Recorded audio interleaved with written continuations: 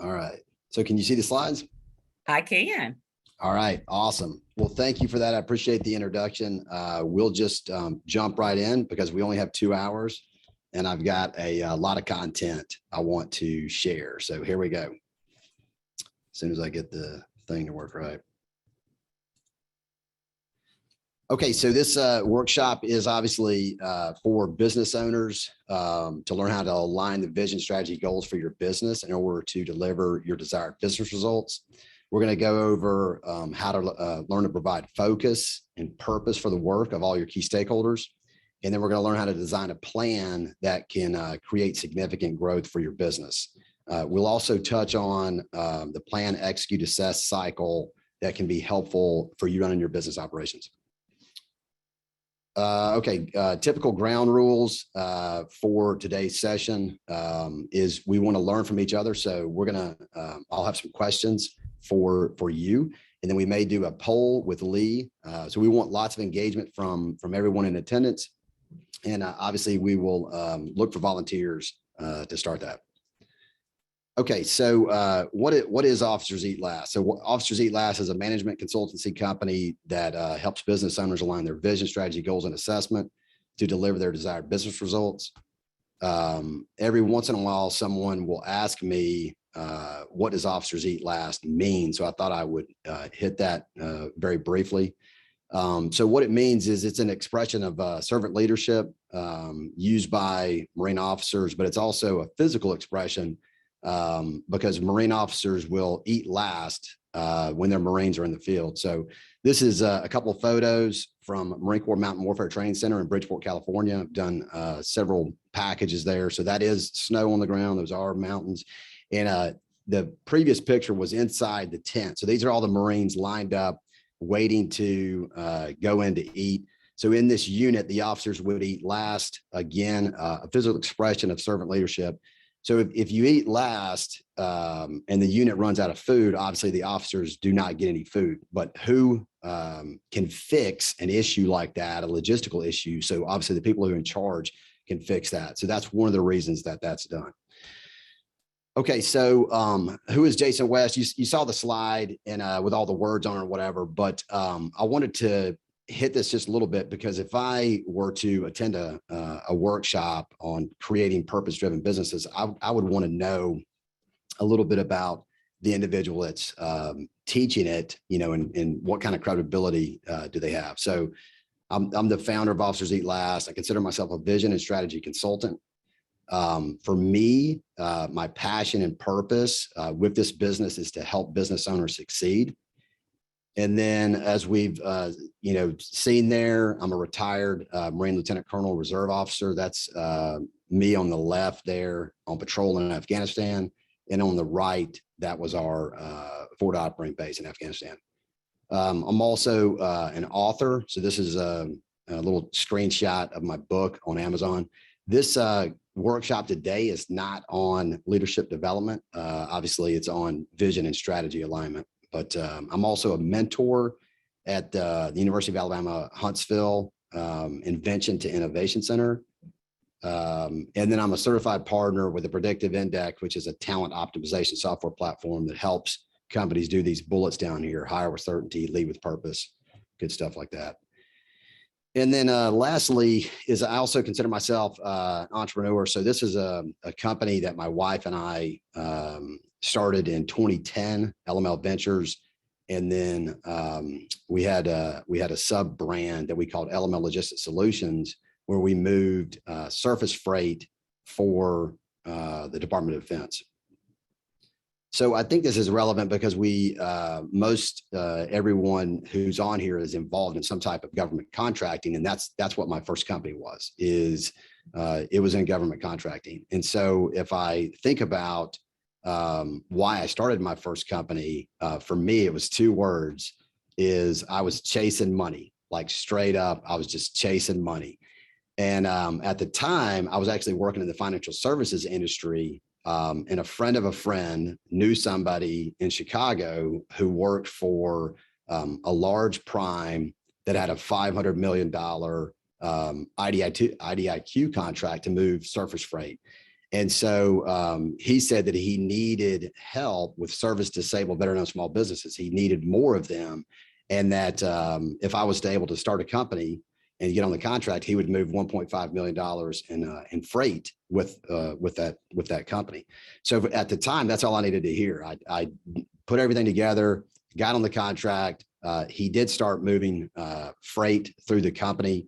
And then the reason that the other bullet, the $5 million, we bid another contract with another company, and we were fortunate enough to win 3 Navy and Marine Corps Reserve Centers. It was like a 5-year contract.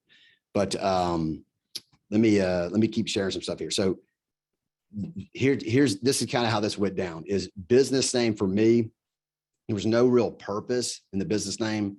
The business model did not really have a purpose for me, and I didn't have any passion for it. So in 2014, my wife and I, we ended up selling this company.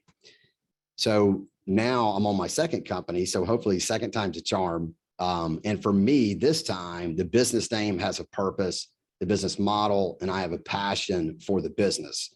So if you don't take anything else away from today, is please do the hard work on the front end to ensure your company is driven by purpose, because that will create like that alignment for yourself as well. I just skipped into that slide. I apologize. So in my opinion, it's very difficult to run a business. It's very difficult to get a business to cash flow, sustain it. You have all these people counting on you and everything else. And I already gave away the next slide, but this is a picture of running a business, at least in my mind. I think is exactly like trying to push a boulder up a mountain, and you have no idea how high the mountain is, and you get it a few feet up and it rolls back on you and the whole deal. So it's very difficult. So for me, is if you are a business owner, you really have to get your purpose, your passion, everything else aligned in order to keep slugging away, because again, it's hard. So let me just stop right there. There may not be any questions, and I know Lee is going to help out in the chat, but if there are any questions, please fire them up. I think we're good right now. Okay, cool. Let me see if this will click to the next slide. Okay, so let's dive into purpose. Okay, so this is a question. If somebody would like to share, are business owners purpose driven? And if yes, in what way? Would anybody like to share? Don't everybody volunteer at once. I'll jump in. Okay, cool. Yeah, I think, and I'm only speaking from the veteran-owned business standpoint.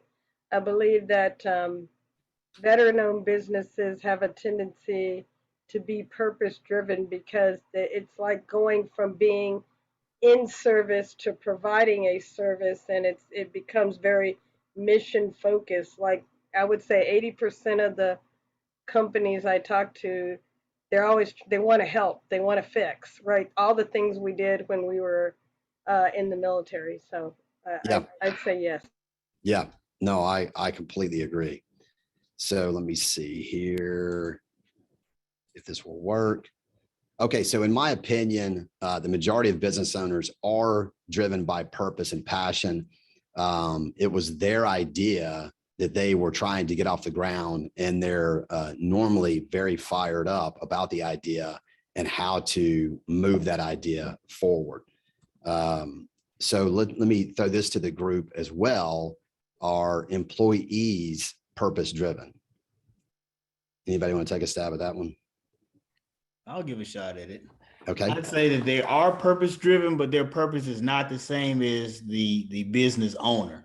While the business owner is striving to try to expand the business and grow, the employee is more so focused on advancement within the business and financial improvement. Yeah, that's very good. That's very good. Anybody else? Okay, no problem. No problem. We got other questions and stuff in here. Hey, so Jason, I wanted to make a comment back to the first question.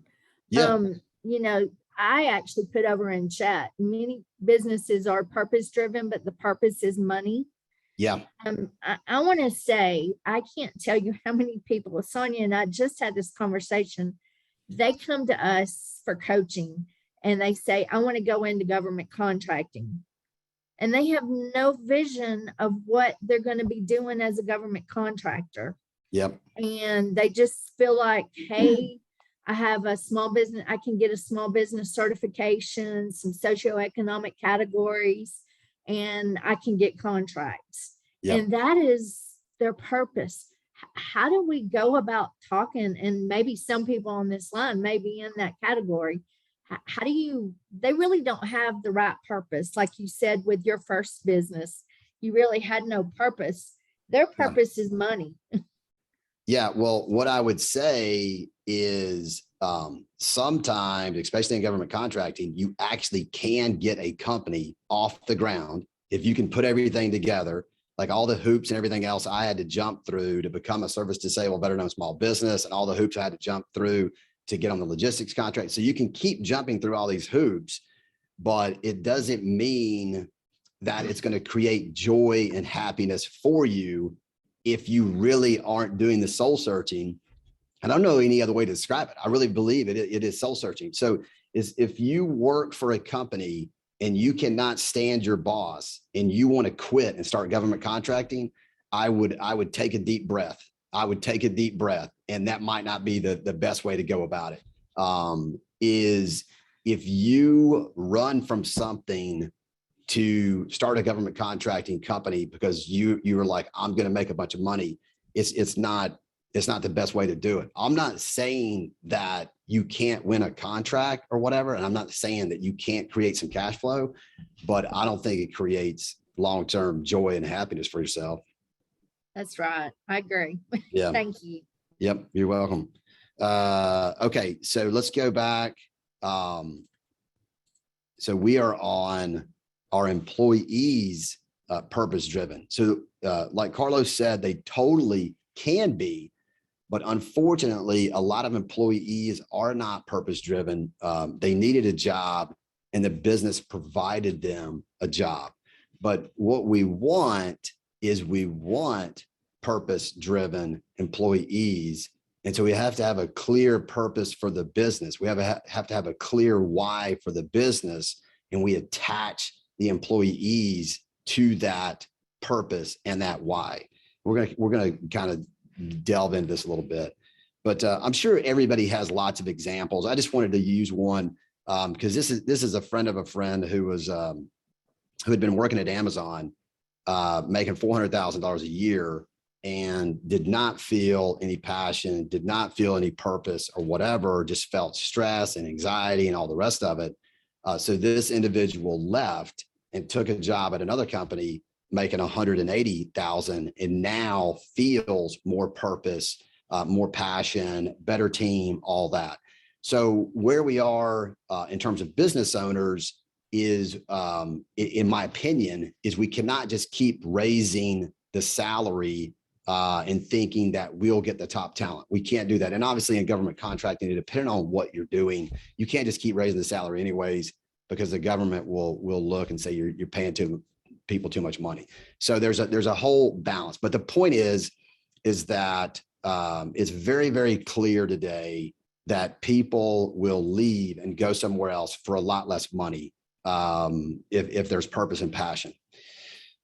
Okay, so again, for me, the starting point for you as a business owner is to deliberately design your business that will drive purpose for all the key stakeholders that you need to create success for the business. Okay, so who are the key stakeholders?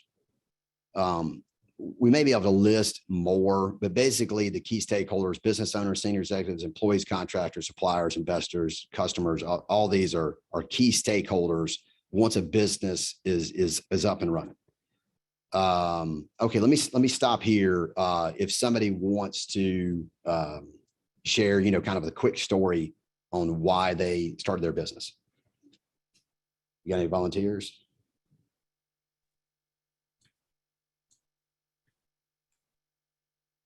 So I will. Okay. Oh, cool. maybe I'll get everybody started. Wait, Carlos, was you going to? Yeah, I was gonna say something. Perfect. You do it, Carlos.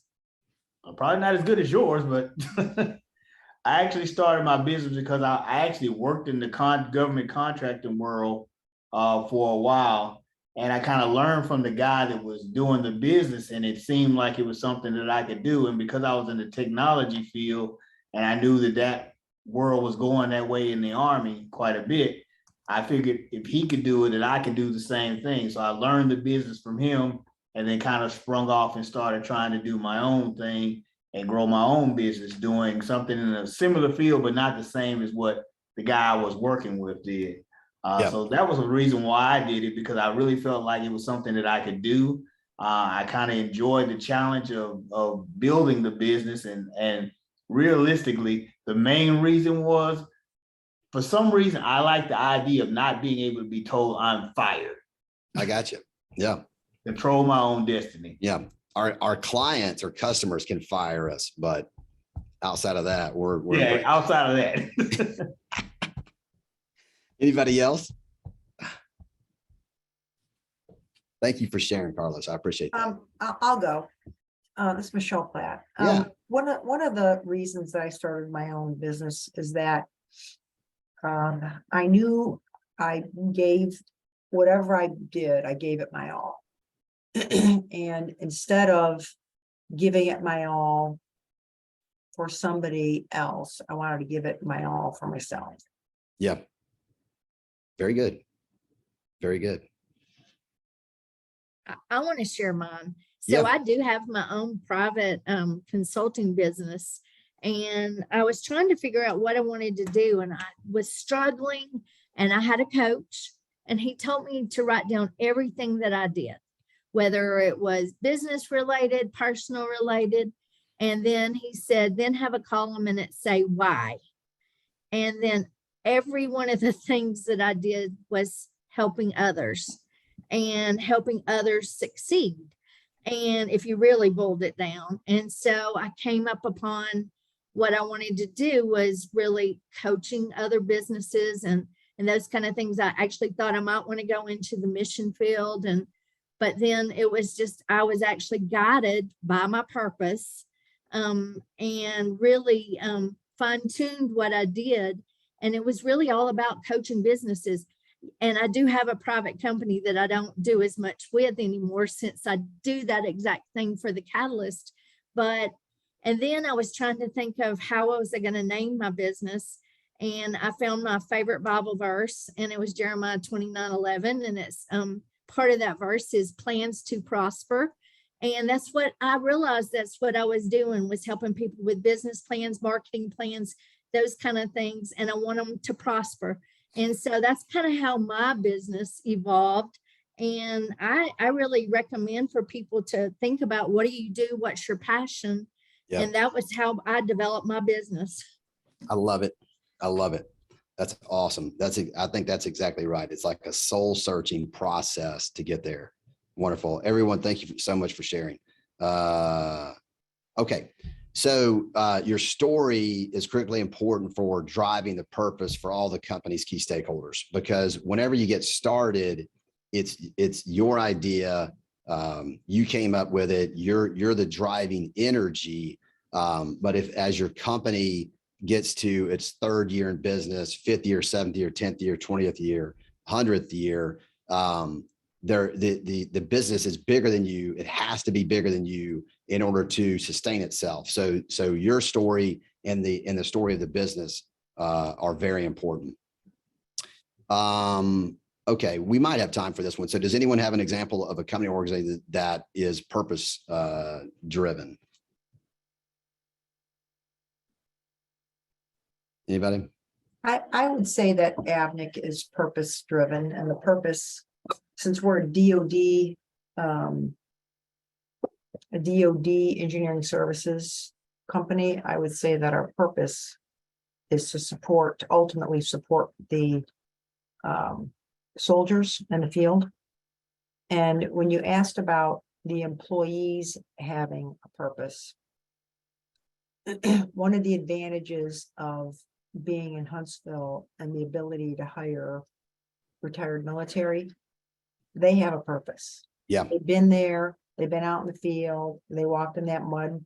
They knew what those little kids are going through right now. So they do have a purpose. Yeah. And I told- so, as opposed to another business model that happens to be different.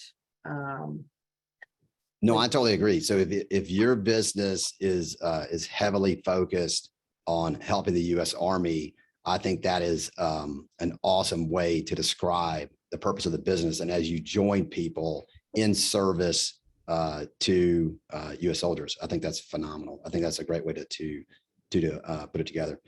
Okay, so let's look at a couple stats here. So the Predictive Index did this report. They call it the State of Talent Optimization.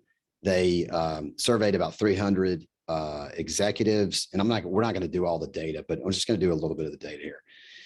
So this was one of the questions that they posed to the executives. They said, what are the top 3 ways your company is investing in people?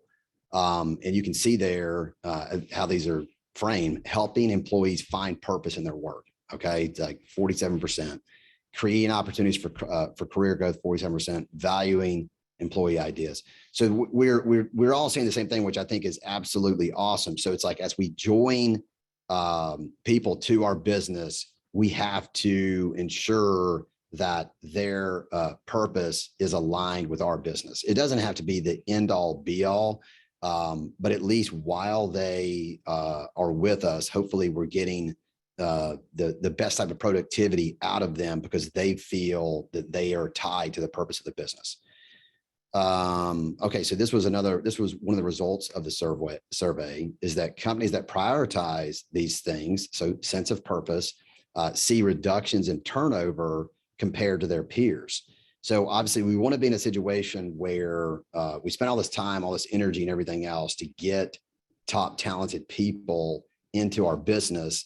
And then the idea is that they're happy, they have some joy, high level of productivity, and they stay with us, because whenever they leave and get sniped away or whatever, it creates disruptions for the business. So we obviously don't want that. Okay, so what do we need to do to create a purpose-driven business? We need to be deliberate and thoughtful as we develop our plan. We need to use a framework for our thought process, at least in my opinion. Okay, so this is what I use with clients. So I call it the purpose-driven business framework. You can see how, so we start with vision, values, and mission. Then we go into strategy. We go into goals. We go into assessment. So we're gonna go through this today. So let's just keep diving in. And this is going to be a rhetorical question. So what is the reality of running a business?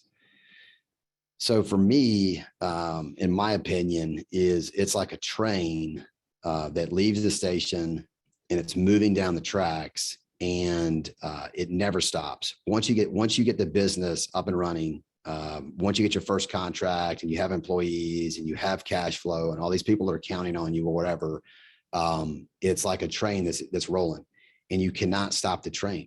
You just have to improve it as it rolls down the tracks. So if you have to paint one of these cars, you got to hang off the side, whatever, you got to get some grease out, whatever you got to do, it's going to keep moving. It's just not going to stop. So on the Marine side, what we use, because whenever Marine units deploy and go into combat is very similar, it's nonstop. Like once you're on the ground in Iraq, Afghanistan, or wherever you are, it's just day on, stay on. There's no Saturday, Sunday, Tuesday, Wednesday. There's no days off.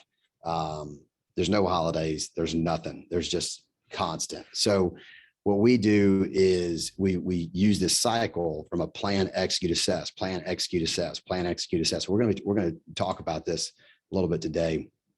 And then I love quotes, so we'll throw some quotes in here. Eisenhower said, plans are nothing, planning is everything. And the point being is that we need some type of plan, but it's the fact that we actually went through a planning process is one of the more important pieces.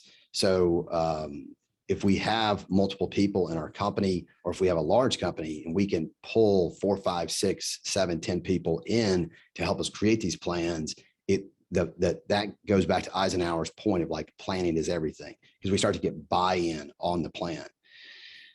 Okay, so once a business is open and operating, execution obviously will happen because we cannot stop time. So we've opened the business, we've won a contract, we've hired employees or whatever, execution will happen. But we don't necessarily have to have any type of plan to do this, and you don't have to assess anything. I'm saying that you should, and we're going to talk more about that. So it's like we need a plan to execute, and then we need to assess in a deliberate way. So snapshot back to the framework. Okay, so some people, like when I get with some business owners, they have asked me where this fits in with other business documents. So in my opinion, this is where a framework like this fits. It fits like right in the center, and we've got these arrows that go out. So a business can operate without a business plan, because one of the main reasons for a business plan is directed towards a bank or investor. I'm not saying that it's not a good thing to do. It definitely is a good thing to do, but it's more of a document that it's going to help you get money from a bank or bring investors in, that type of thing. It's also good just from the perspective of as like a thought process, getting your thought process right. And then as we go around, clearly you need a financial forecast of some type. You need company standing operating procedures. So how you do business day to day, your policies, written processes, the systems that you use. As you start to have more and more employees, clearly having an employee handbook is a good thing. And then my recommendation is that you have a company specific dictionary, because each company has so many types of terms and everything else that they use. So I think it's helpful to have a dictionary for your company that says, like, when we use these terms and we say these things, this is what they mean. It helps with keeping everybody on the same page when they join your company, from an onboarding and just all those things. Okay, so let me stop there. Any questions, anything in the chat? No, the only, somebody made a comment that Chick-fil-A was a purpose-driven business. They do a great job with some chicken. There's no doubt about it. No doubt. Okay. Yeah. So I think we're good. Lee, you think we're good, or? Yes, we're great. Okay, cool. Okay. So let's go into vision. So vision, value, and mission. This is the first thing that we want to get right here. So Lee, if we can, I don't know how hard it's going to be, but can we do a poll?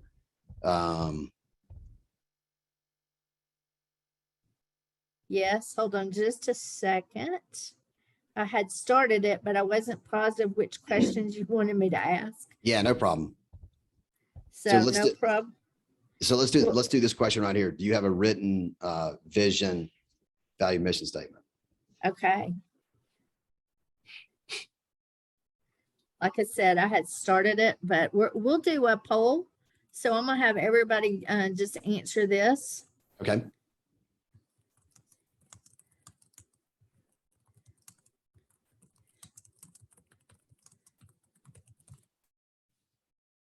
So we're getting some in the chat, which is fine. I too. see that. Yeah, no problem. Will it like take over the screen or something? Yeah, in just a second. Yeah, I have to, No problem. I'm launching it now, Okay. maybe. All right, so if y'all will, go ahead and answer that question. Do you have a written vision and mission statement? There we go. Y'all can see it.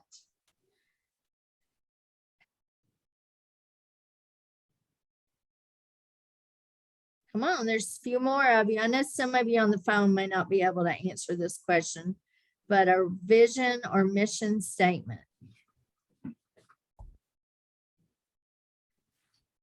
Looks like a lot do, but there are some that don't, about a third. Okay. I'm going to end the poll because that's the last one that I Okay. see answering. So I'm going to share the results. Okay.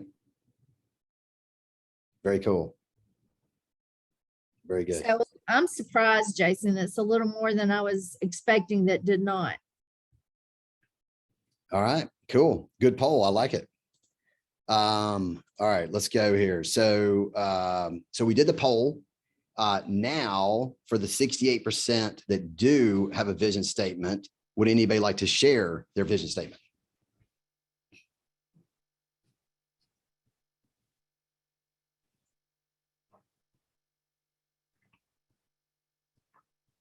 I can go. Okay, cool. Hi, my name is Cecilia Monroe. I'm with the company Modern Kaizen. Our mission statement is to enable and empower all team members with world-class Lean Six Sigma methodologies and tools in order to help develop, inspire process improvement, innovation, creativity to drive organizational efficiency.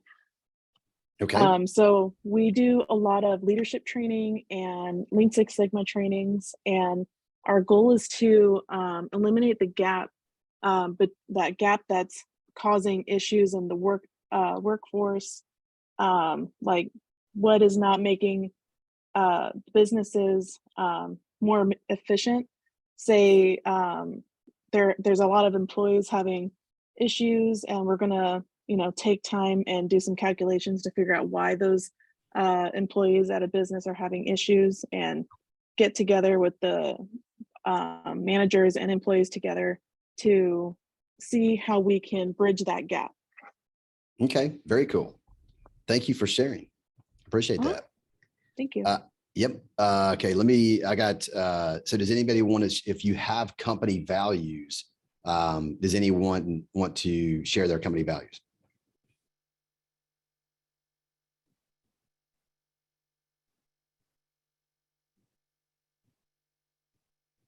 It's no problem if we don't have one on this. Let's go to, does anyone want to share their mission statement?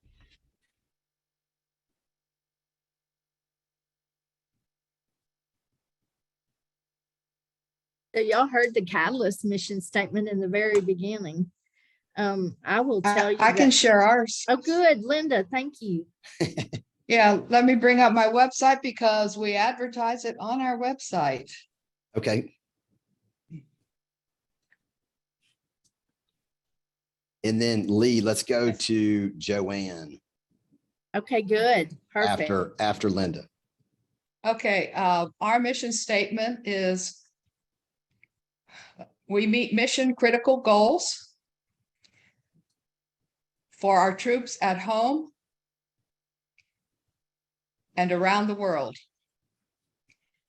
And we do that, and this is kind of the side work, by providing the people, processes, infrastructure, and technology to effectively align IT goals with the military mission.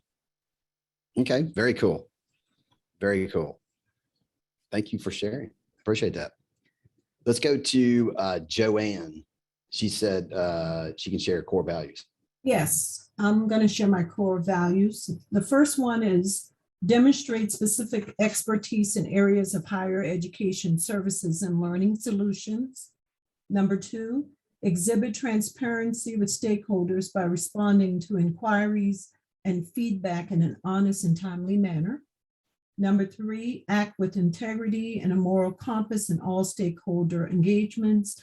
And number four, build trust, commitment, and value for stakeholders. Outstanding. Very good. Very good. Well, thank you so much for everyone who shared. We're going to keep pushing here, and then we're going to baseline some information. So hang with me on this. Okay, so what are vision, values, and mission?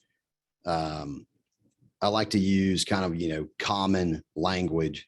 So common language definition. So something that you can imagine or a picture that you can see in your mind. So this is what we're going for when we think about a vision statement, kind of communicating the reason the company exists, the why of the company. And again, this is in my opinion, best case scenario is employees are working for that vision. They understand the vision. They understand that they're working there and everyone is working together to fulfill that vision. So when we get into values, beliefs that guide the actions of the key stakeholders. The values obviously start to set the culture for the company, providing direction in the absence of any specific guidance. So many of you may know that the United States Marine Corps values are honor, courage, commitment. Very simple. I'm a big fan of when you set values, just choose 3.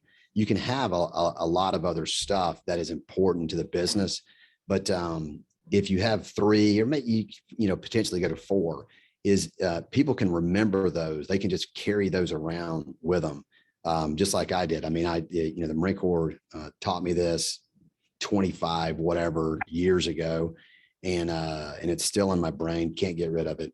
And then many of you know that the Marine Corps has a unique culture from the perspective of you don't serve in the Marine Corps, you are a Marine, which helps to drive purpose. And Google has tried to do this. They call their employees Googlers. That's my understanding. And maybe it drives purpose. I don't know.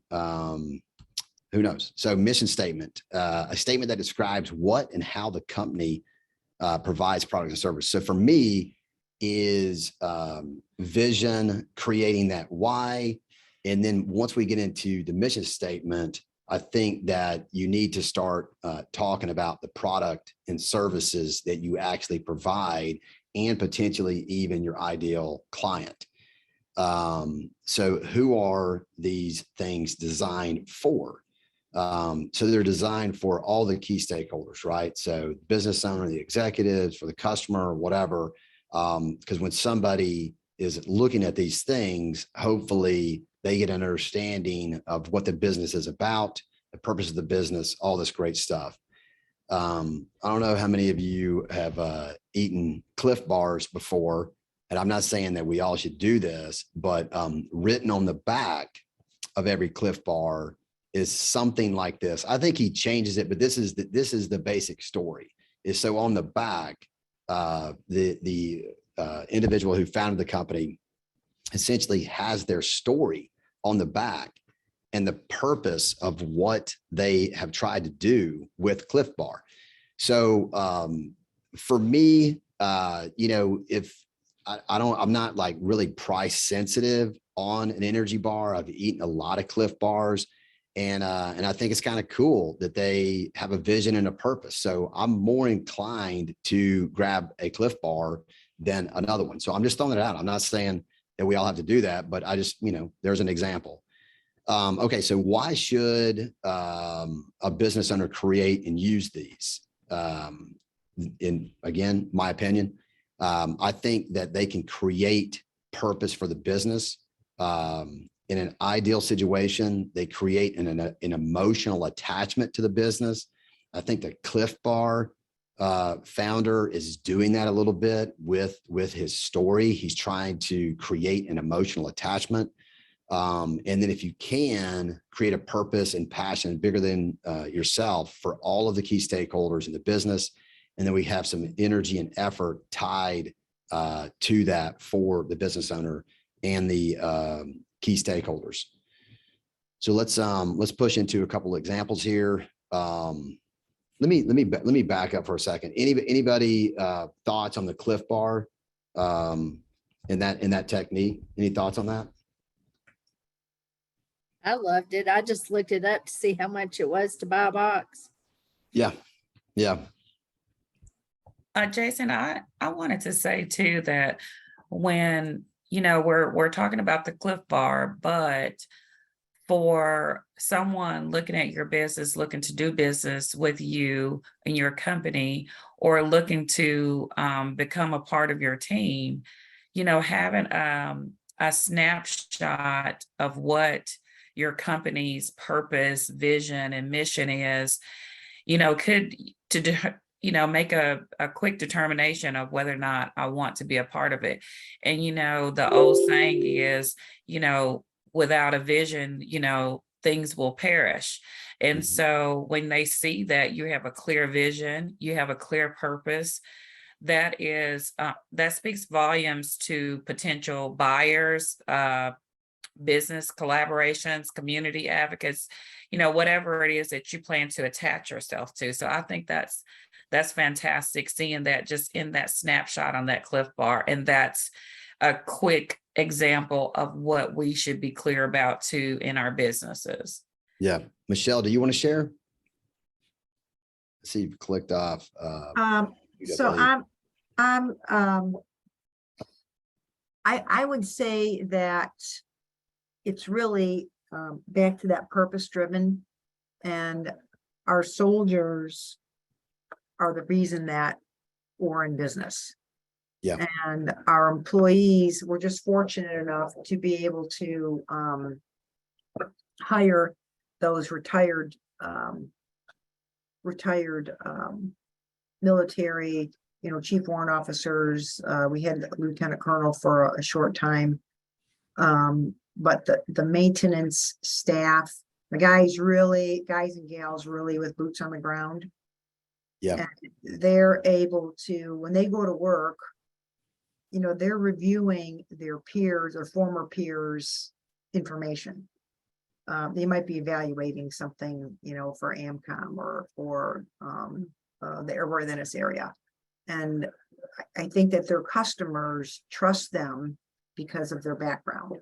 So that it's all intertwined with the values and the mission and then the vision.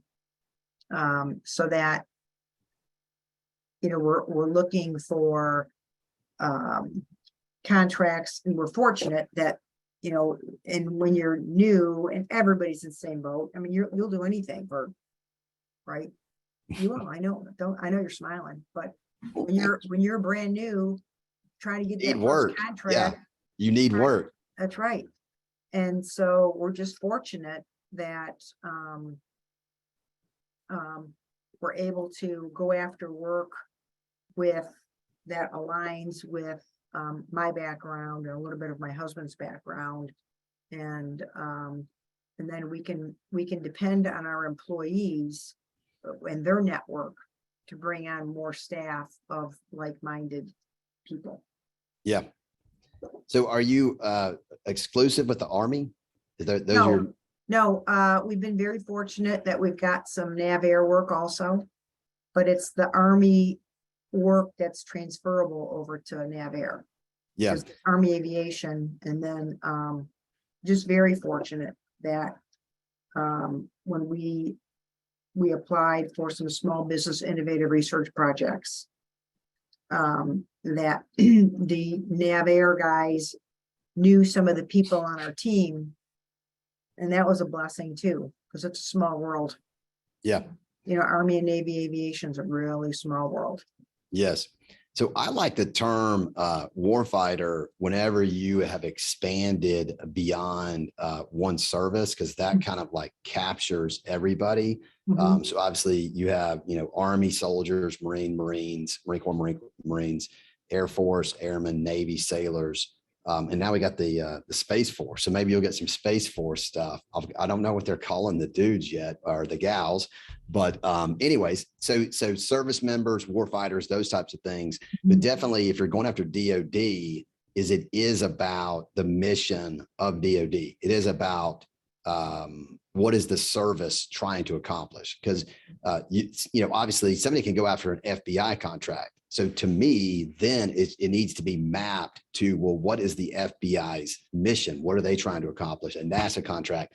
We can go on with all of the various agencies, but when you're in government contracting, you need to be mapped to helping create value for your ideal client is kind of the point. So let's drive into a couple examples here. So there's a lot of words on the screen and stuff, but basically Home Depot's vision statement is one-stop shopping for the do-it-yourselfer. And then they have their values down at the bottom. So for me, I kind of like this because if I work there, if I'm going to shop there or whatever, I think it's easy to remember.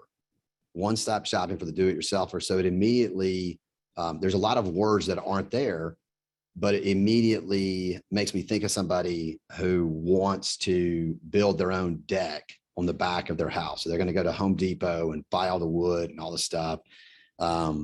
Somebody who wants to cut their grass and do their own landscaping. So they're going to get a lawnmower and a weed eater and hedge clippers and all the stuff. They want to mess around with their kitchen and do whatever. So I really kind of like that because it's memorable and it paints a nice picture. So any thoughts on Home Depot's vision statement?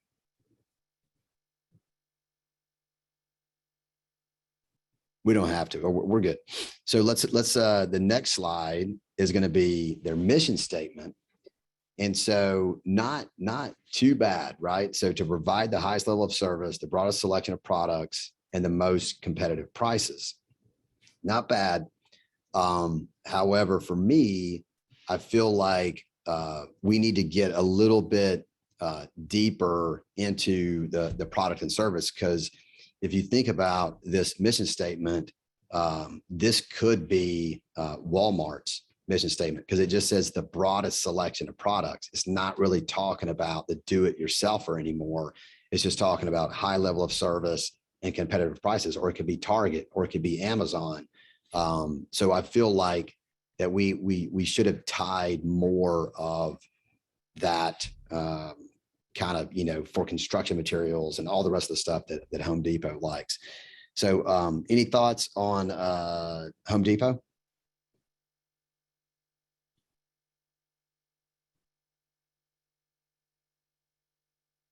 Okay, no problem. Let's see here.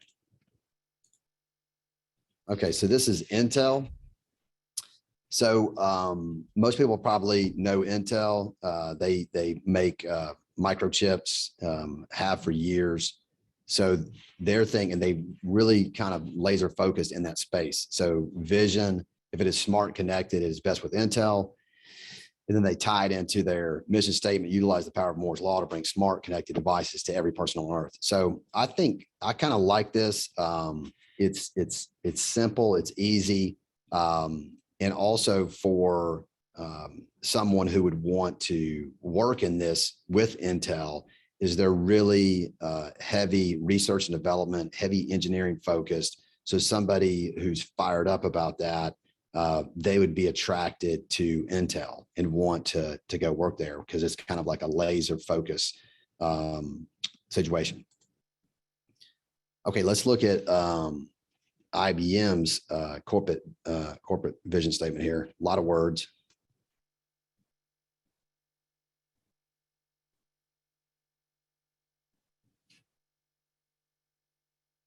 And then this is their mission statement, more words. So there's a lot of good stuff in both of the IBM's vision and mission statement, like a lot of good stuff. But for me is I feel like there's a way to continue to communicate all the things you want to communicate, yet still have simplicity in a vision statement that is memorable, and we can walk around with it like in our head. So this is, at least for me, this is too much to memorize. I'm not going to memorize this. I'm not going to have it in my head. So I think that that IBM could do a better job with these. Any thoughts? I'll agree with you on that. I like the Intel one was very, if you're in that world of technology and Moore's law and all, it all fits together with what they're doing, and along with the advancement of technology. The IBM stuff is it's really wordy. Like you said, it's too much to remember. It doesn't really get to the point quickly compared to the Intel one that was pretty much to the point and matched the mission and vision statement together. Yeah. Thank you, Carlos. See, it's not that you can't on your website and in some of your other things, you can clearly expand on a lot of other stuff. And if we went and looked at Intel's website, and if we looked at any of their marketing material, they clearly would expand, but they've got, they're laser focused here on their vision and mission. Okay. So these are just kind of questions. I'm not going to ask anybody these. These are just kind of for you to think about as a business owner, if you're involved in running the business and all that, is does your current vision statement provide a picture of what your company is striving to be? Does your current vision statement provide the reason the company exists, your why? Does your current vision statement create an emotional attachment for your key stakeholders? And then does your mission statement communicate what we do, you do as a business, your ideal client? And do your values communicate the culture of the business? What is important to us, how we treat our employees, our customers, and all of our key stakeholders? So those are just, questions that I would recommend you go through for yourself, bring some other people. If you already have 5 people in your company, or 10 or 20 or whatever, I would just recommend you go through these questions in order to kind of get everything squared away for you. Okay, so will vision, values, and mission win your business all the contracts? No, it's not. It might not even win you one contract. But what we're doing here is it might help your business sustain and retain your current employees that you have. And it might help you consistently attract top talent and help you align with other strategic partners and win more contracts. That's the idea. But IBM clearly is in business. They do make money, and they've been in business for a long time. And so does Intel, so does Home Depot. So it's not that these by themselves are just going to skyrocket your business, but hopefully they will help create clarity for your business. Okay, and then tied to this is your founder story. Why did you start the company? Your company story and the narrative of the company, and the founder and company story should help to drive a higher purpose for all the key stakeholders, bigger than yourself, and an emotional attachment. So if you were like me on my first company, where I literally was just chasing money, trying to win some contracts or whatever, if I would have kept that business, I would have had to really work on my founder story and the company story, because if you tell somebody to come work for you because all you do is chase money, it's not the best way to get top talent. You're not going to get there. You got to map it to this higher purpose stuff. So let's see here. Any questions as we wrap up the purpose section?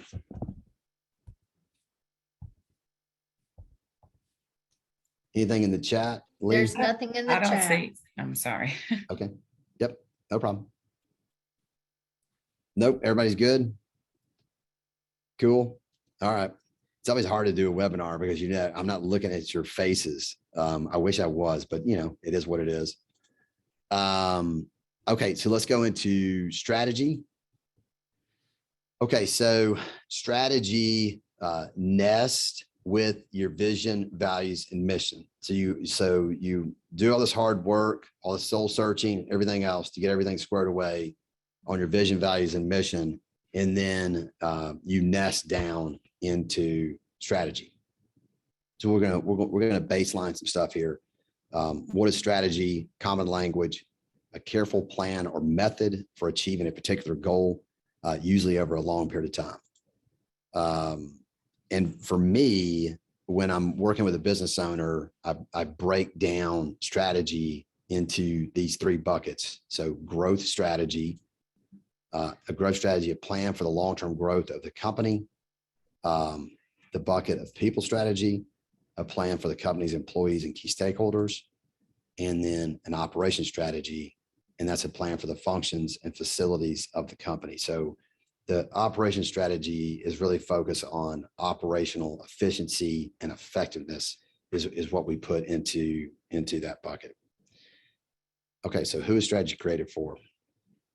So strategy is created for the business owner, the senior executive, board of directors, investors, employees, not necessarily for the customer. So from the only from the perspective of is that all the design is how we create value for our ideal customer or ideal client, how we solve whatever pain or problem that they have.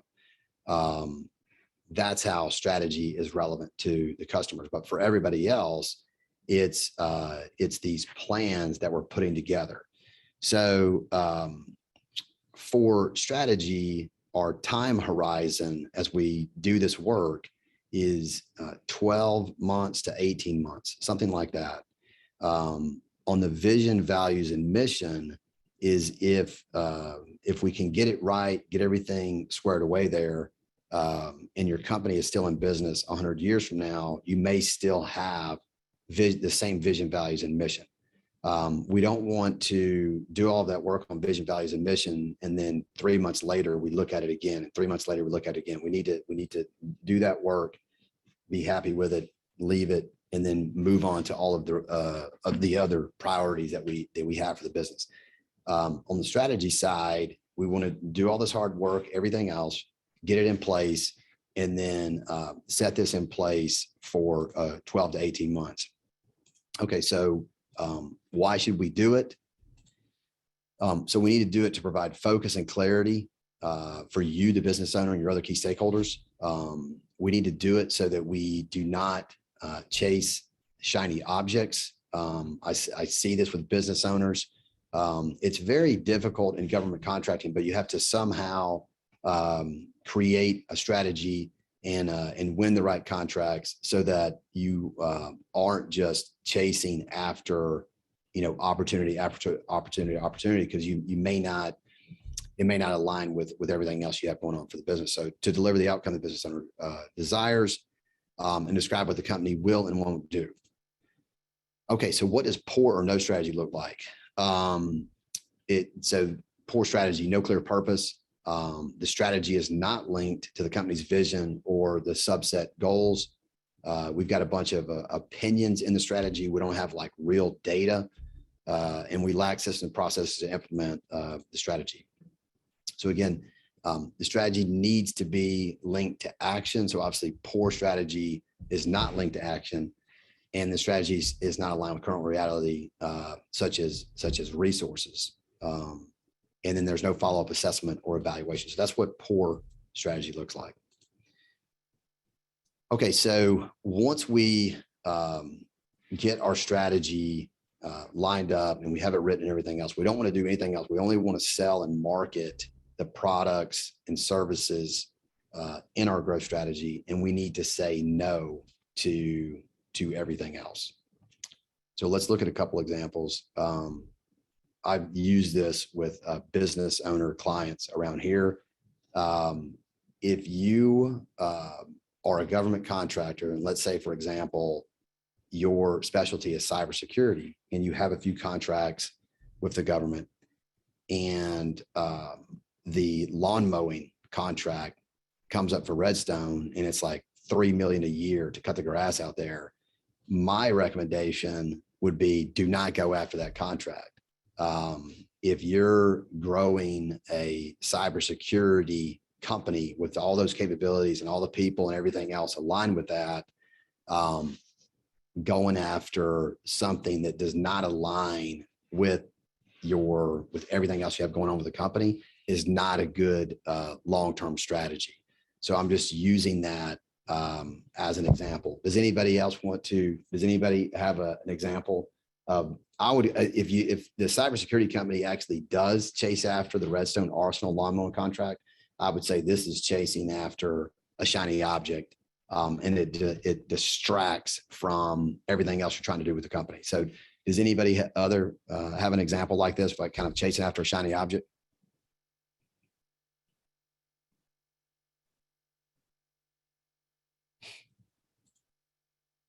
Nobody wants to raise their hand right away.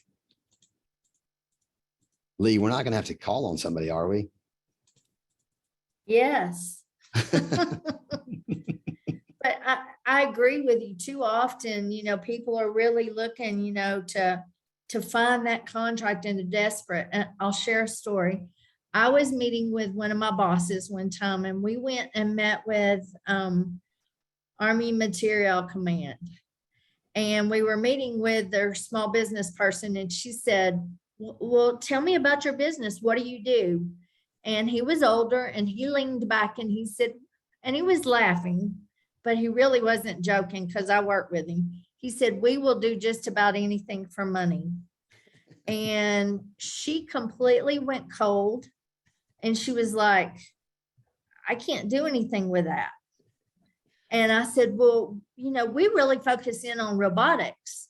And she was like, I don't have anybody that does robotics. And so we found that niche. And when we found that, she opened back up to us and he saw completely, he shouldn't have joked like that. But, when you find that niche, you got to stay with that. Yeah. And, it's okay. I was helping somebody with their NAICS codes the other day and they had NAICS codes all over the place. And I said, they don't tie together. Yeah. And you need them, it's okay if you do robotics and then maybe you do machine learning and maybe you do automation. But to say you do robotics and then say you do cybersecurity, they don't necessarily go together.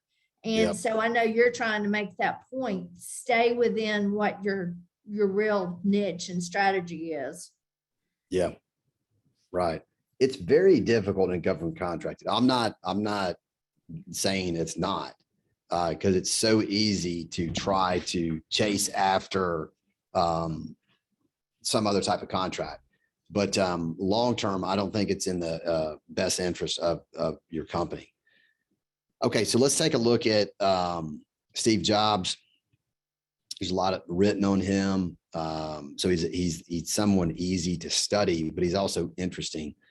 So, and let's go back over some data here. So Steve Jobs co-founded Apple in 1976.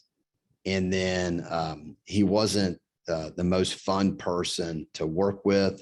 He was a little bit of a butt from time to time. So he was forced out of Apple in 1985. And then a lot of other individuals were brought in to run the company, and they did not do well. So in September 1997, Apple was a few months away from bankruptcy, and they were trying to get Steve Jobs to come back and basically save the company. So he agreed to return as the interim CEO with a restructured board of directors, all this good stuff, and then he implemented a strategy to save the company.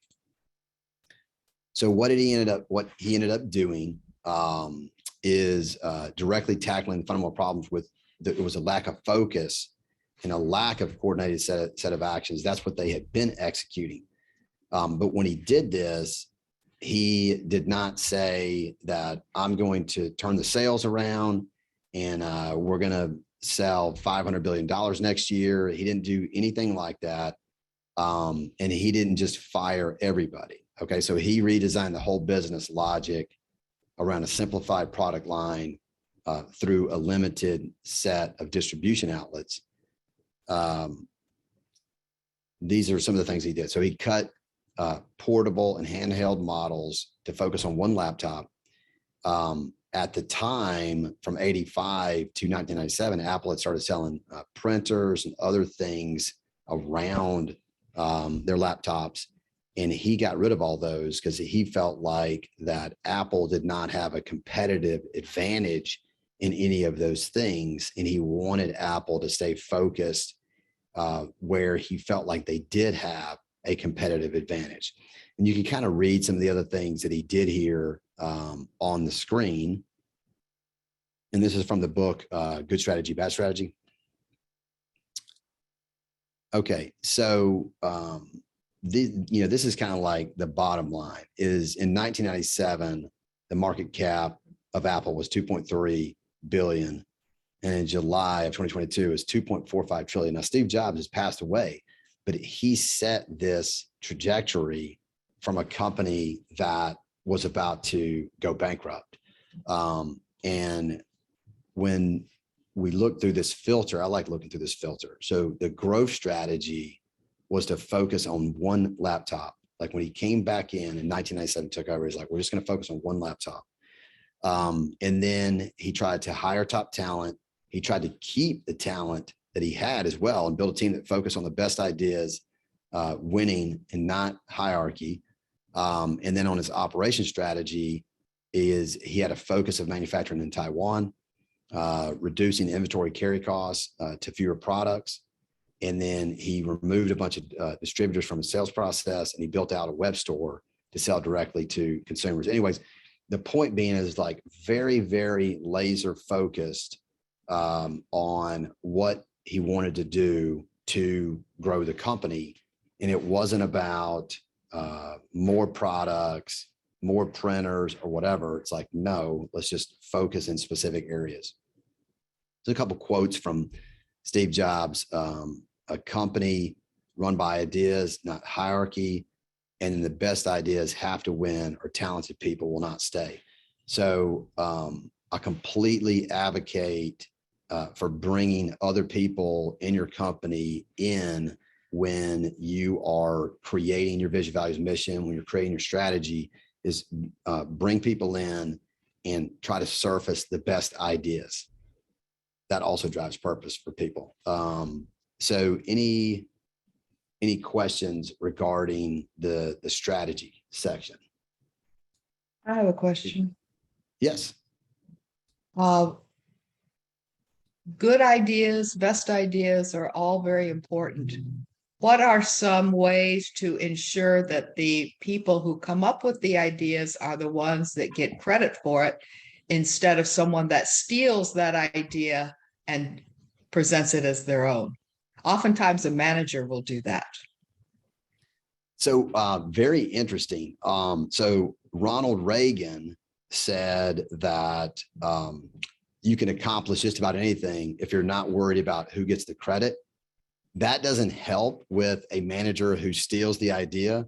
I guess I would say whenever you're running a company, I think it's easy, or I don't know if it's easy, but it's easier to understand where the best ideas are coming from and then apply credit where it is.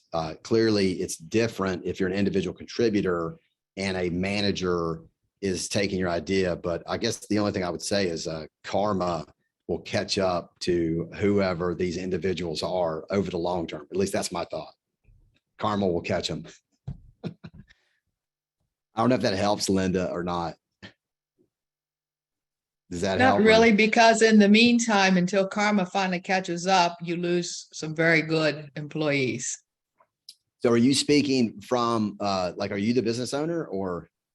I am the business owner, yes. Okay.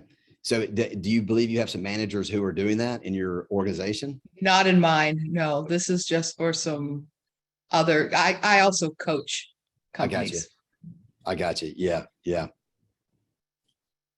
No, that's a tough situation. Obviously, there are people who are not good, meaning like ethically and that type of thing in business, and they're all over the place. And I guess all we can do is try to distance ourselves from them as we run into them, but they're there.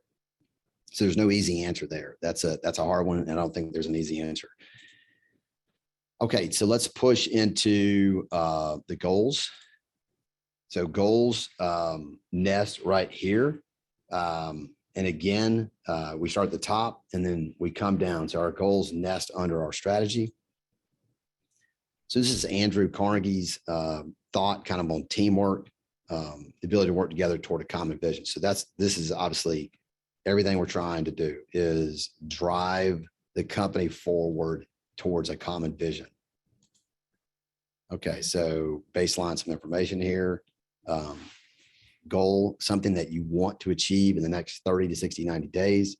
Needs to be significant, action oriented, and inspirational if possible. So who are they designed for?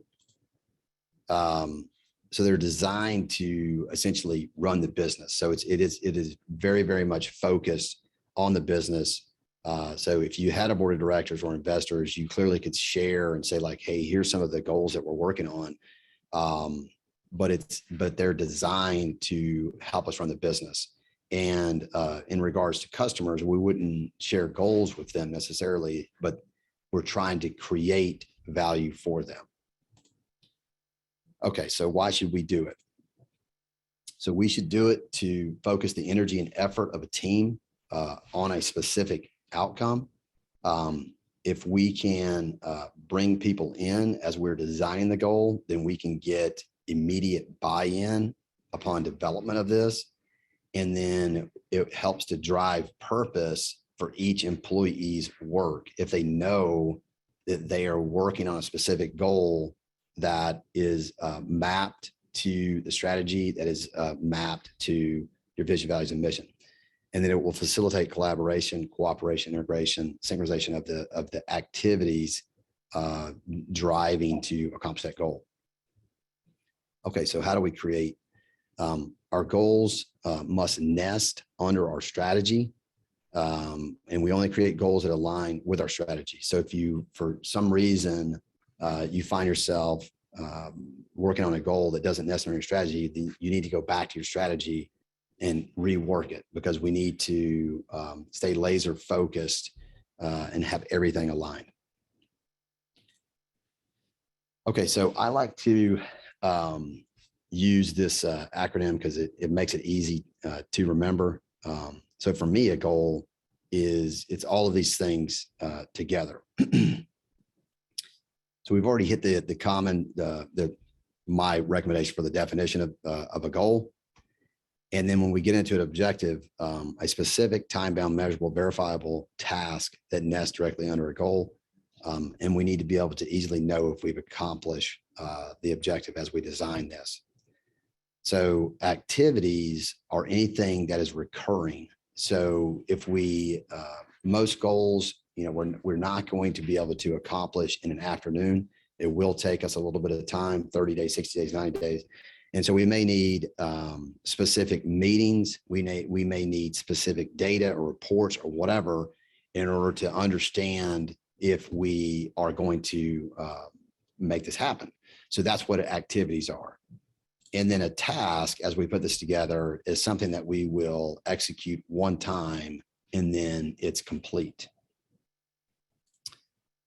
Okay, so every GOAT must have one person responsible for the success or failure.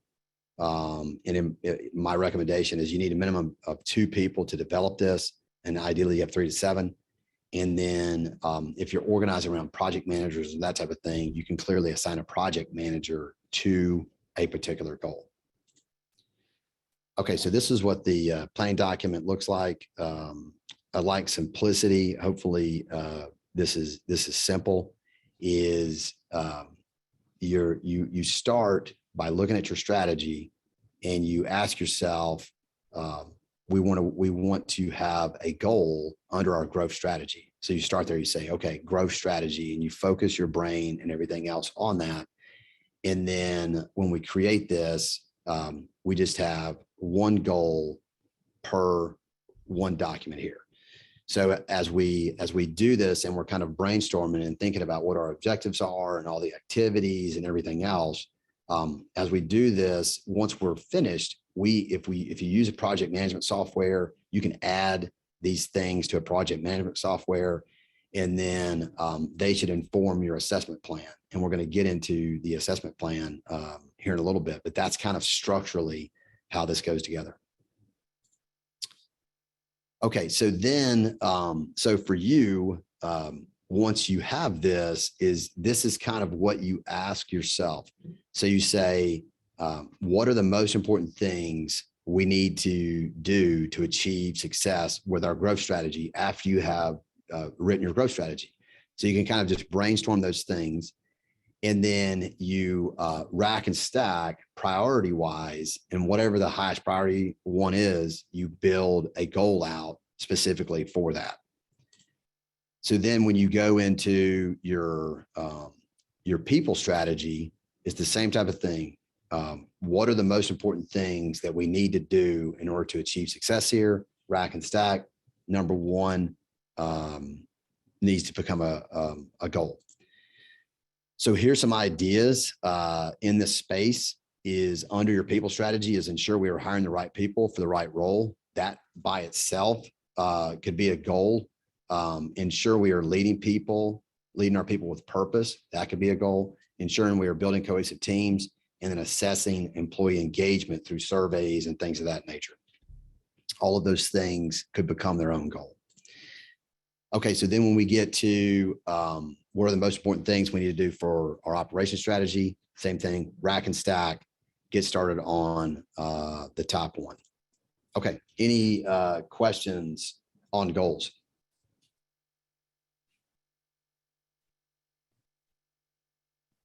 Anything in the chat, Lee?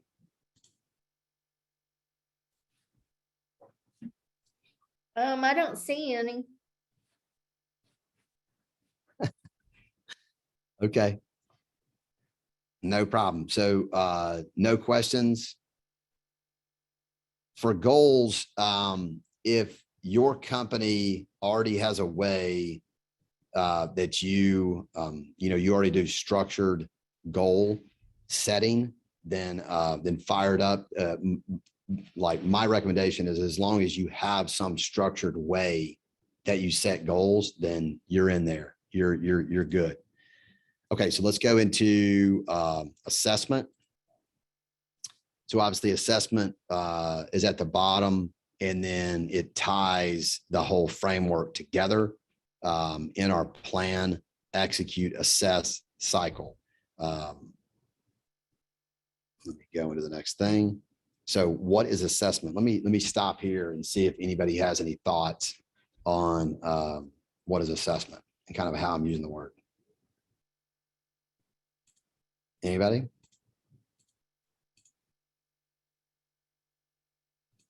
Jason, are you leading toward like evaluating or some form of measurement that you're trying to do an internal evaluation? Is that where we're going? Yes.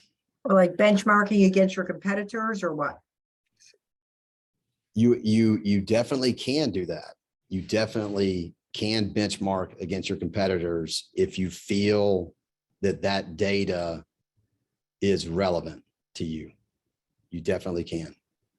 I'd say you're talking about, like you said, metrics, but metrics against your own business, measuring your goal versus your outcome to see if you're actually achieving or at least making progress towards that goal. Yes, exactly. Yes, that is exactly right. Outstanding. Anybody else want to share? Good stuff. Outstanding. I do have something to say, but assessment might also be assessing whether or not and determining whether or not your goals and objectives are what you really want. And maybe it's time to change them and go a slightly different direction or refine them more. Yes, I agree. Very good. Very good. Outstanding. Love learning from other people as well. Okay, so how we track and measure if we will succeed in fulfilling our vision, strategy, and goals. So assessment facilitates alignment of business activities to our vision, mission, strategy, goals of the business. Okay, so who is it designed for? Okay, so it's designed for the key stakeholders that are running the business. And again, it's not designed for our customers only from the perspective of, are we adding value, and do we know that we are adding value for our customers? Are we actually solving their pain, their problem? That's how it's relevant. And then if you have investors or board of directors, obviously you can share some of this data, because if you're getting data that essentially validates that you have a solid business, a rock solid business, then obviously clearly share that to prove that that's the direction you're going. Okay, so assessment is designed to improve the effectiveness and the efficiency of the business, provide quantitative and qualitative data to decision makers, and improve decision making. We want our assessment to do all of these things.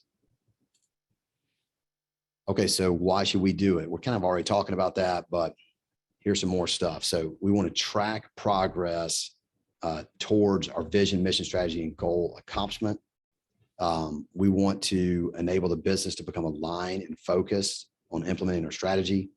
An assessment can provide a framework for integrating indicators and measures derived from our strategy and establish a battle rhythm for the business, which we're going to hit here in a second. And then it facilitates accountability. Okay, so let's look at a couple examples here. So I don't know if people who served may remember the Golden Hour. It was a DoD strategic initiative, and it was when the Secretary of Defense was Robert Gates. So in 2009, he mandated that in Iraq and Afghanistan, medical evacuation of troops, like seriously injured troops, needed to be to a high level surgery location within 60 minutes. So they needed to, they get hit by an IED, shot, whatever. They've got to get that injured warfighter, soldier, Marine, sailor back to and into surgery within 60 minutes. And so what did this do? So when they had data prior to leading up to 2009, that the transport time was 90 minutes. And so obviously we can picture Secretary Gates and the other leaders and general officers and everybody else talking about like, well, can we even get to a golden hour? Because they didn't have everything designed. It wasn't designed, but they did get there. So the transport time dropped to 43 minutes. And this was from one of the studies they did from 2009 through March 31st, 2014. It saved 359 lives through that period of time. And I was actually I was a deployed Marine in Afghanistan in 2011. So I was directly impacted and affected by this. And the reason I bring it up as an example on the assessment side is, framework wise, this is where we want to be for our business. Is like, what type of strategic initiative can we put in place that will drive the types of behaviors that are very significant for our business? Because there's no way that they knew in 2009 if they could even get to below 60 minutes. They just felt like, well, we've got to try. And then it drove all types of behaviors from an operational perspective. But nobody said, take your foot off the gas pedal going after the Taliban and any other bad guys that were in Afghanistan. Nobody said, you can't keep going after them. Like, you just have to design things in order to support this strategic initiative. So I like it as an example when we think about how we design our strategy and then what we're doing with our assessment to track our progress, and we want to drive the right behaviors. Let me stop right there. So any thoughts on that?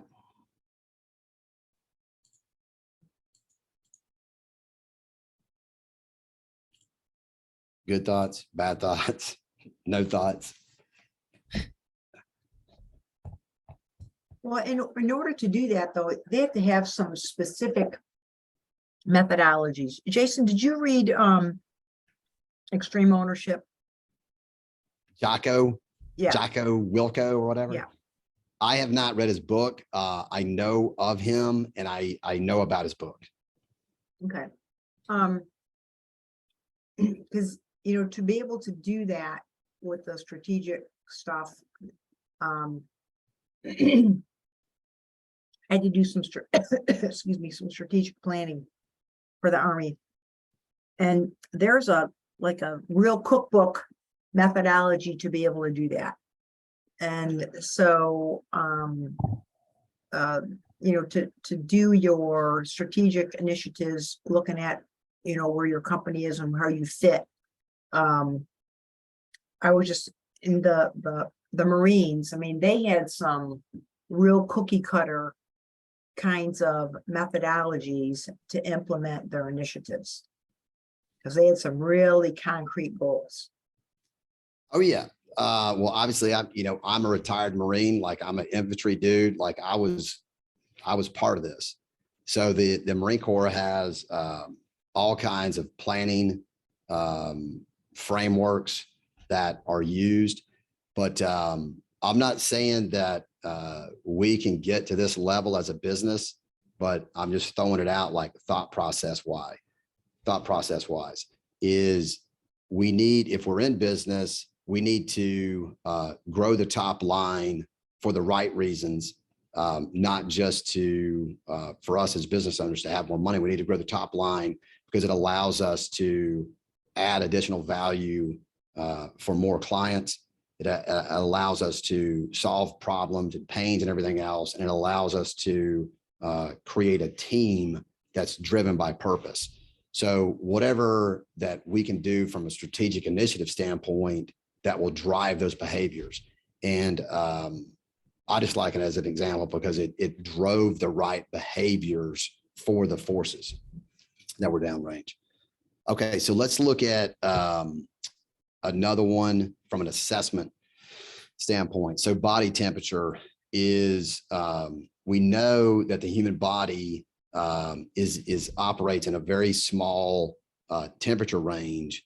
So whenever the human body is outside of that temperature range, like an 8-year-old kid, is most moms, if the kid's like, I don't feel good or whatever, one of the first things they're going to do is take the temperature of the kid. And, but on a regular basis, we do not expend a lot of energy on measuring this daily. We kind of just assume that it's within range, and then we have a way to see if it's out of range.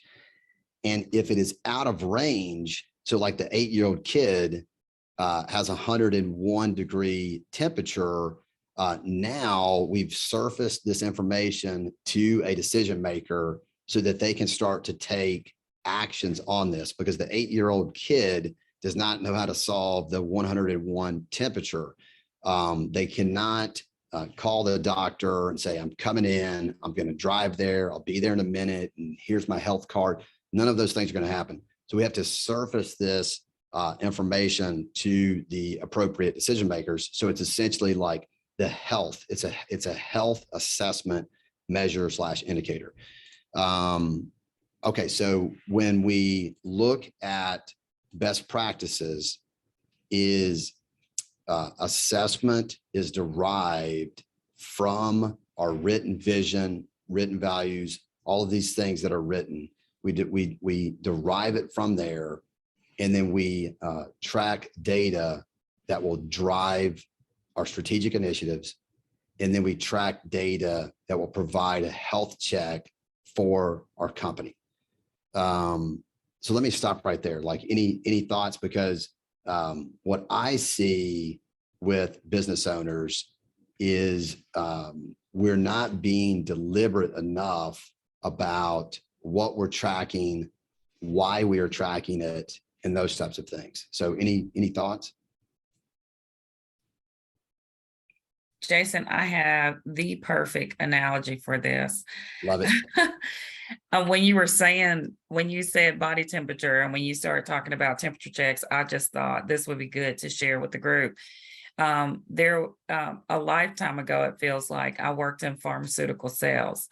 And as a part of our training, we called it, temperature checks. So when you're talking to a physician and you've got all these clinicals, you got all these third-party guidelines, you got the CDC guidelines, you've got, all of National Institutes of Health, you've got all of these, all of this information, and you are providing all of these third-party guidelines, these studies, statistics, and outcomes, and you're tying it into his treatment, evaluating the patient in order for them to be able to take this information and treat the patient.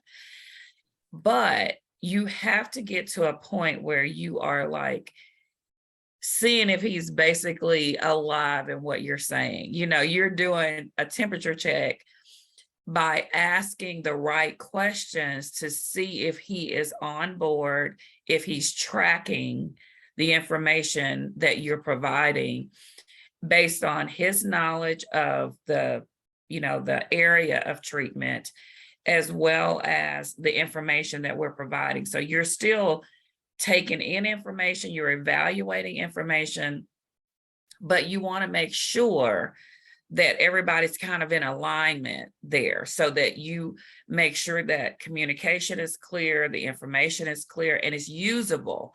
And if it's not usable, then we have to go back and find out where we lost each other, wherever we fell off. So from a business perspective, I would think that this would be the same thing. It would be if we have fallen off somewhere and we're not in alignment, then the temperature check allows us to take that and evaluate, take an assessment, and kind of come back and get centered so that we make sure that we're not spending too much time in one place or not in the other.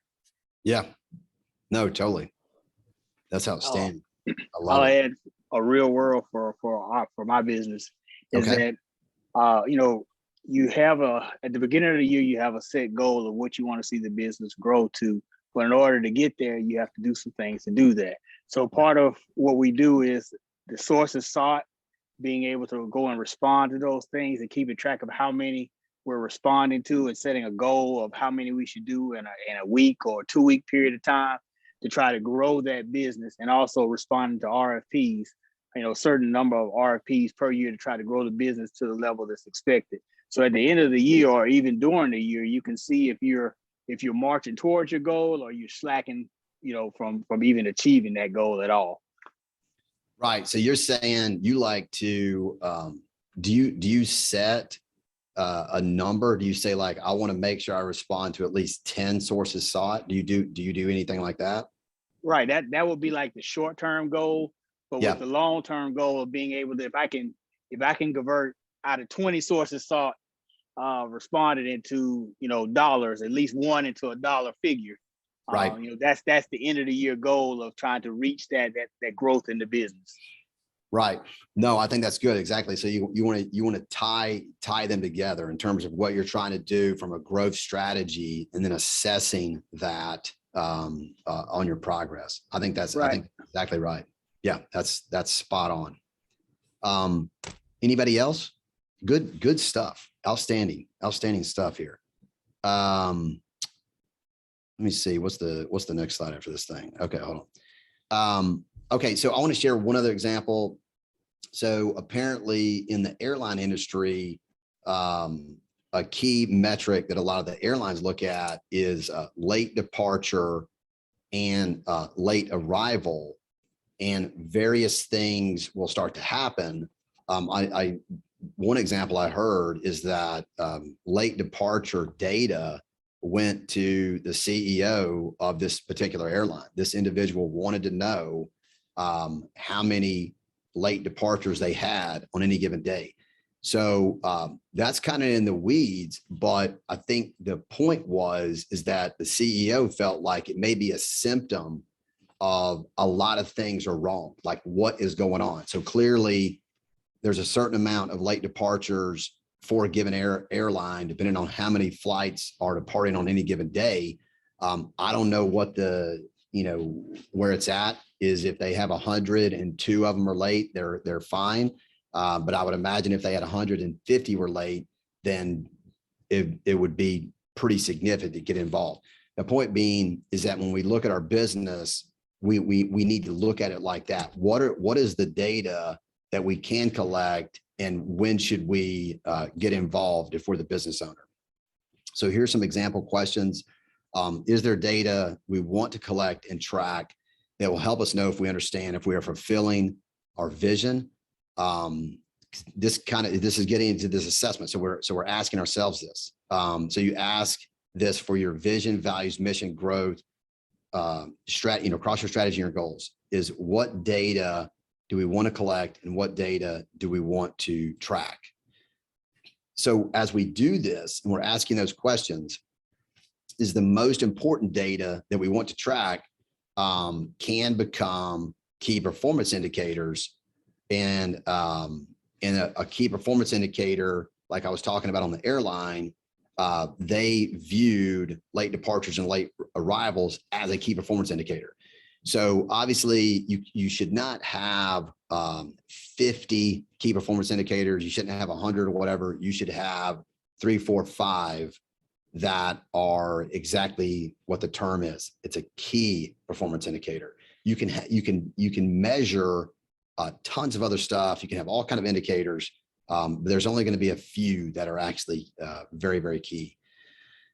Okay, so once we do all of this, is our assessment has to go into kind of the battle rhythm of the business and how we run the business, quite frankly. But this is a Marine Army term that we use. I know you can't see this really well, but this is an Army battalion battle rhythm. They've got the time over there. And again, I know you can't read all this stuff, but it's just like various things are happening, meetings that need to happen, reports that need to be submitted or whatever.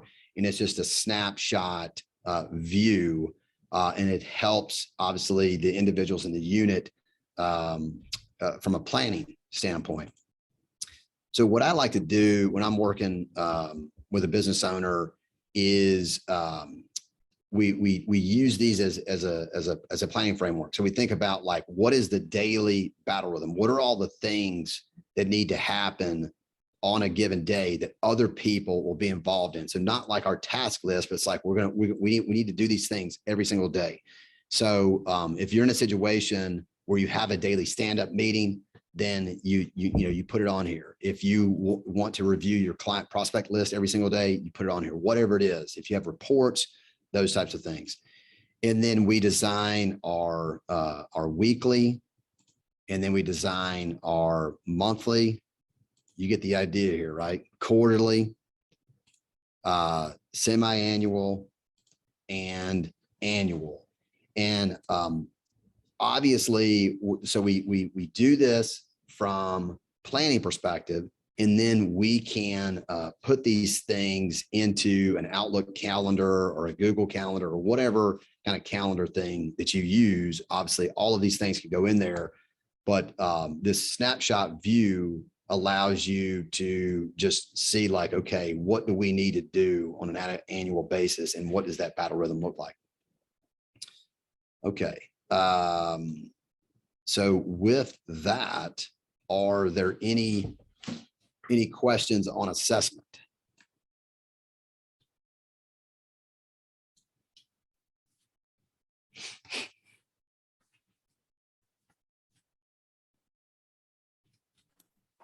There's none in question? chat. Okay, no problem. All right, so Lee, that is it for me today. And it's my understanding that I need to kick this back to you as we close out here the last few minutes of our workshop. Jason, this is Sonia. Yes, I ma'am. just wanted to, I just want to thank you for your time today. And also, I wanted to make sure, and it seems like you've got your email, you got your phone number there, but how can clients reach out to you, and what kind of services do you provide? Yeah. So obviously the easiest way is to just send me an email. That's my office line. Call my office line. And if you, like, I had a couple of predictive index reports in here. So if you want those, I can send those to you for free. and I just focus on helping business owners with their vision and strategy alignment. So pretty much everything that we've gone over today, that's what I try to do with business owners to hopefully help them grow their business. And I find that as we go through this, it also has secondary effects of reducing stress and anxiety and anything else that comes with running a business, because we know that it's very difficult to do that. So I find kind of like the more organized we can get, we can start to reduce some of these other external and or internal forces that hit us. I agree. So I would like to, give you hand claps all around. This really does provide our attendees with a lot of really good, deep thought about business, and to put us in alignment with the thought of everyone does go into business to earn a living at some, form or fashion.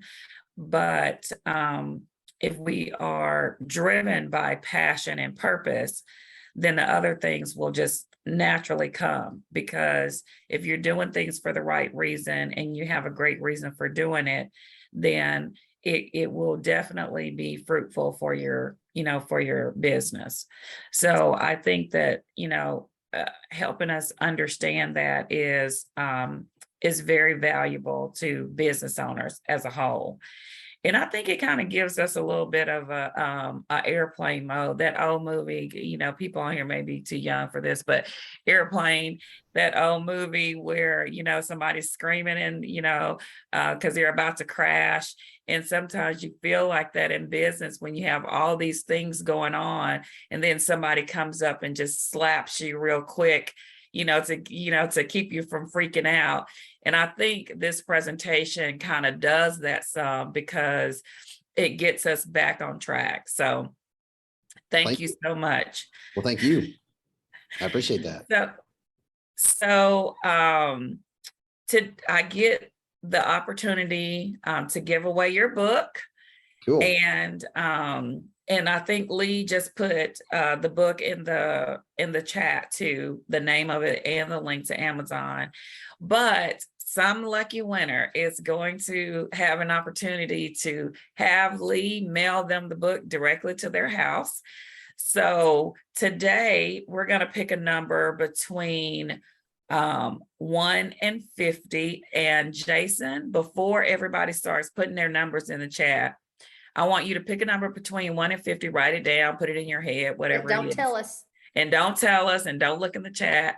So, and then you got the number? Yeah, I got it. Okay, let it rip, y'all. 1 They through did already. 1 through 50. Did put the link if anybody wanted to purchase the book, but you might want to wait and see if we give it away. Somebody put 411. Yeah, you might want to go by. Okay, there no, we it's fine. go. It's 14. I'm very happy that I wrote the number down on my handy dandy notepad. So Right. it's on here. Okay. Okay. I think I have seen a winner though. 5. But if somebody hasn't guessed, please guess. Yep, they got 4, 5 seconds. 3, Okay, they got 5 seconds. 2, 1. The last person is Ebony. What's your number, Jason? 6. 1, 2, 3, 4, 5, 6. Okay. I think it's going to be 12, right? It's the closest. Was there what? I thought I saw a 12. I see a 15. I see a 12. 13. No, I see a 13. There's no 12, is there? Oh, I thought I saw a 12 also. I think it is Ebony, the last one. Let's see. Ebony. Did somebody have Let's see. 12? I thought I saw a 12. I see a Swear I did 21, too. but I don't see a 12. I see a 21. Yeah. So congratulations, Ebony. You will receive the book. Be sure to email Lee your address where you want the book to be mailed.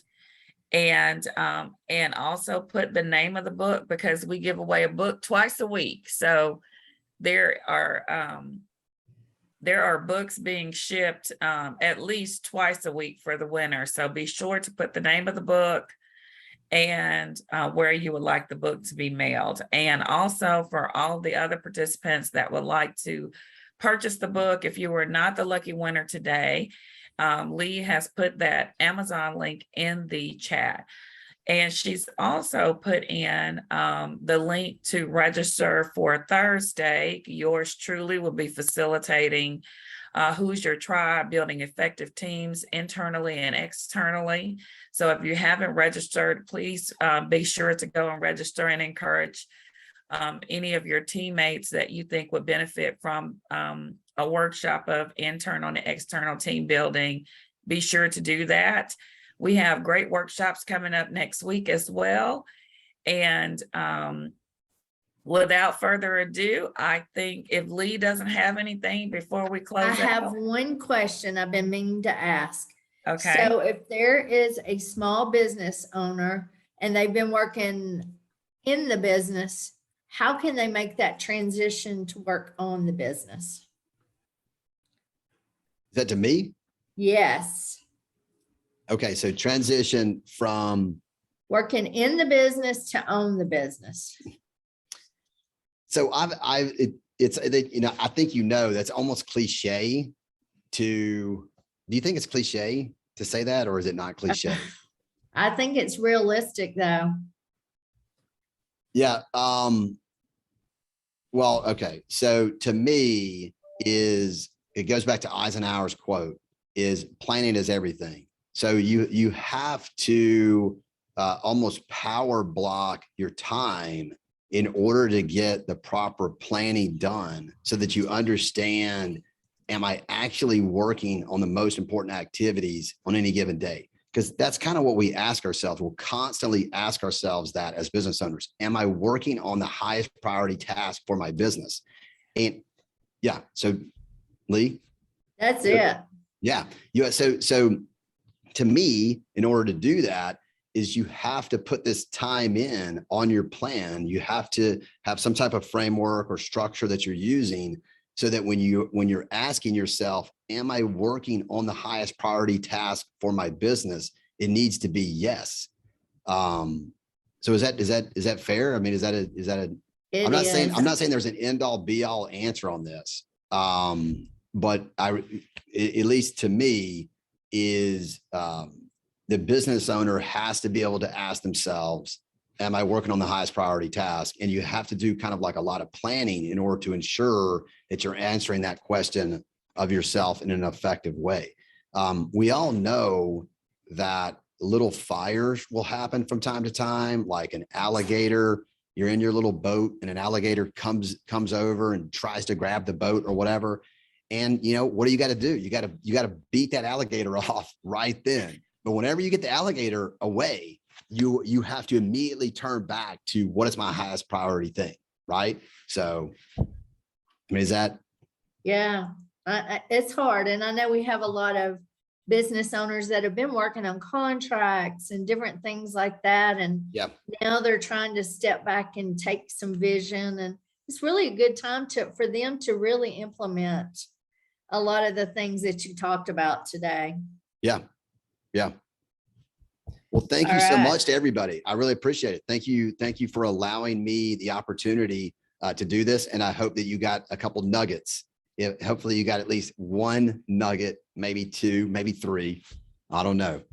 So anyways, hopefully it's a bunch. Absolutely. And thank you so much. Were there any questions? So Hal, did you have a question, or you were applauding, I think, maybe? Anybody have any other questions or comments? he said applaud. Yeah. Well, y'all need to sign up for Sonia's class on Thursday. It's going to be really good. Sonia, thank you so much for hosting us today and taking Absolutely. care of us.